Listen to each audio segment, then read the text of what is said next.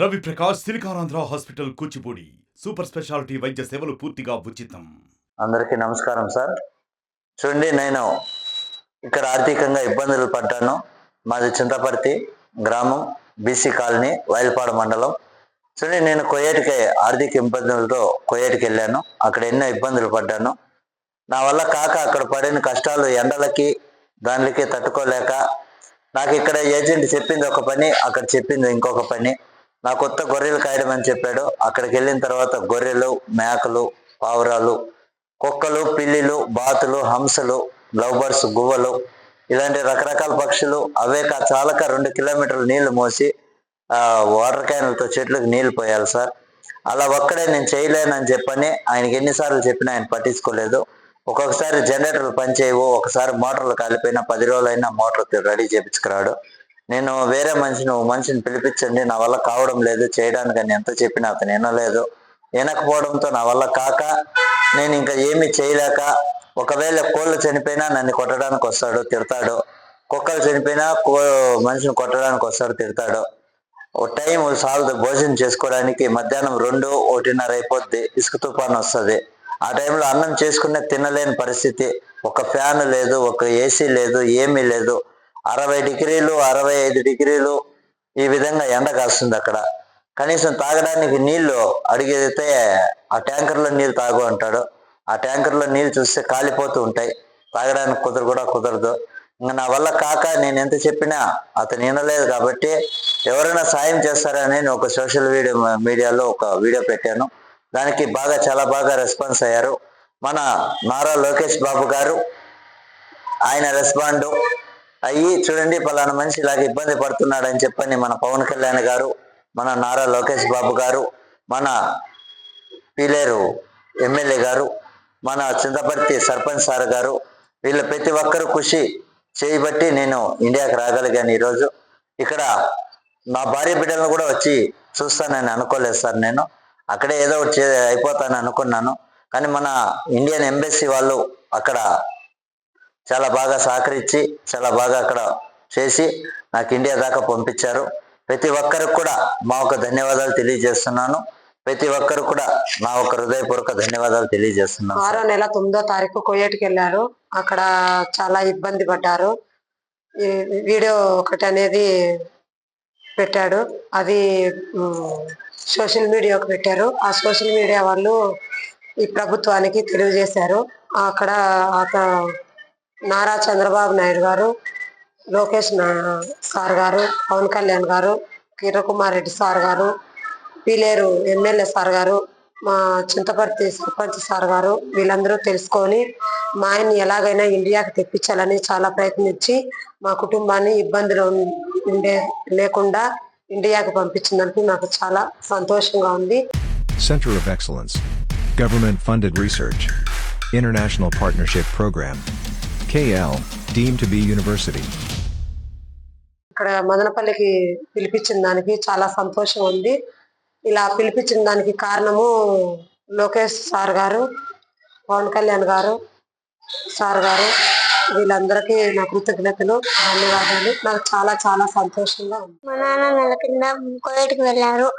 లోకేష్ కష్టాలు పడి మా నాన్న లోకేష్ సార్ వాళ్ళు, చంద్రబాబు నాయుడు వాళ్ళు, మనకు వచ్చి పవన్ కళ్యాణ్ సార్ వాళ్ళందరూ మా నాన్న పిలిపించినందుకు చాలా సంతోషంగా ఉంది. చూడండి, ఈ ఎడారిలో ఈ మేకల కాడ, ఈ గొర్రెల కాడ, వీటి కాడ, ఈ కుక్కలకి మేత అన్నీ నేనే వేసుకుంటాను సార్. ఒకడు నా భార్య చెప్పిన ఎడారిలో వేసేసినారు.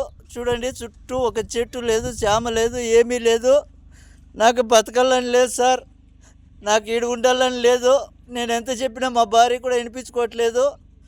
ఎవరు చెప్పినా కూడా నా మాట నమ్మడం లేదు. ఆ పావురాలకి, ఈ కుక్కలకి అన్నిటికీ మేత, మంచి చెడ్డ అన్నీ చూడాలి. ఒక్కొక్క రోజు వాళ్ళు వచ్చినారంటే నైట్ 3 అయినా నిద్ర ఉండదు, 4 అయినా నిద్ర ఉండదు సార్. కోళ్ళకి, ఇక్కడ బాతులకి, ఇట్లా కోళ్ళకి అన్నిటికీ మేత చూసుకోవాలి. చెట్లు వచ్చేసి 2 కిలోమీటర్లు ఉన్నాయి సార్. ఆవిడికి నీళ్ళు ఎత్తుకుపోయాలా, క్యాన్లతో నీళ్లు మోసుకొని పోవాలా. ఈ జనరేటర్లు ఒకటంటే ఒకటి పని చేయడం లేదు.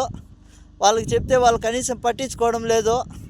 మొన్న మోటార్ చెడిపోతే మోటార్ కూడా కనీసము రిపేర్ చేయించుకొస్తానని ఎత్తుకుపోయినాడు, ఇంతవరకు తేలేదు సార్. నీళ్ళు క్యాన్లు మోస్తానన్న రోజు ఒక మోటార్ పని చేస్తుంది, చెప్పినా కూడా వాళ్ళు చెవుల్లోకి వేసుకోవడం లేదు. చూడండి ఈ పావురాలు, ఈ బాతులు, వీటికన్నిటికీ నీళ్ళు పొద్దున్నుంచి మోయాలా, అన్నీ చేయాలి సార్. నేను ఒకటే నా వల్ల కావడం లేదు, ఎండకి సుస్థి అయిపోతుంది, ఇక్కడ పట్టించుకునే వాళ్ళు లేరు.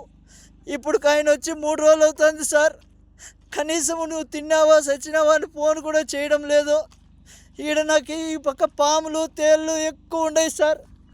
నేను చచ్చిపోయినా కూడా అడిగేవాడు లేదు సార్. ఈడ నా పరిస్థితి ఇట్లుండాది. నాకు దయచేసి ఎవరైనా సాయం చేయండి సార్. ఈ ఎడారి నుంచి నన్ను బయట వేసేయండి, ఇంటికి వచ్చేస్తాను. ఈడున్నానంటే చచ్చిపోతాను సార్, ఇంక 2 రోజులు ఉంటే చచ్చిపోతాను. నా వల్ల కావడం లేదు సార్. చూడండి చుట్టుకారము, ఒక చెట్టు లేదు, చామ లేదు, ఒక మనిషి మాట్లాడేవాడు కూడా లేడు సార్. ఈడ నాకు కనీసం మాట్లాడించేవాడు లేడు. తిన్నావా చచ్చినావా ఏంపా ఎట్లుండదు అని అడిగేవాడు లేదు సార్. నాకు నా బిడ్డలు గుర్తొస్తున్నారు, నేను బతకలేను సార్. దయచేసి ఎవరైనా నన్ను సాయం చేయండి, ఈ కోవిడ్ నుంచి నన్ను బయటపడేయండి సార్. ఏం చెప్పినా కూడా ఏజెంట్ కూడా కానీ నా మాట వినడం లేదు సార్. డబ్బులు కట్టు అంటున్నారు. నా కాడ అంత డబ్బులు లేదు. ఏం చేసేది సార్, నేను కూలి చేసుకుంటేనే పని జరుగుతుంది.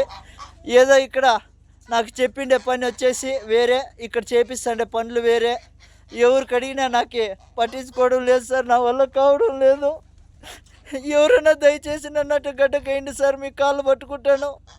లేదంటే ఇంకొక రోజు 2 రోజులు చూసి నేను ఆత్మహత్య చేసుకోవాల్సిందే సార్. నా వల్ల కావడం లేదు. మీకు ఎవరికన్నా కానీ దయ ఉంటే నా పైన కొద్దిగా దయ చూపించండి. ఎందుకంటే ఇంటికి వచ్చి కూలో నాలో చేసుకునైనా బతుకుతా, కానీ ఇక్కడికైతే బతకలేను. నా వల్ల కావడం లేదు సార్. 10 నుంచి సాయంత్రం దాకా ఒకటే పని ఉంటుంది. నా వల్ల కావడం లేదు. కనీసం ఇక్కడ మాట్లాడించేవాడు కూడా లేడు సార్. నా కర్మ వద్దు. ఇక్కడ నేను ఎంత బాధపడతానంటే అంత బాధపడతాను. మా భార్యకి ఫోన్ చేసి చెప్తే నాకా డబ్బు లేదబ్బా, నేనేం చేసేది, నేను ఎక్కడి నుంచి తీసుకురావాలి అందంటుంది. ఇంకా నేను ఇక్కడ బతకలేను సార్. నా వల్ల కావడం లేదు. దయచేసి నాకు మీద ఎవరైనా దయ చూపించండి సార్. చూడండి ఇక్కడ ఇసుక తుఫాను వస్తుంది సార్.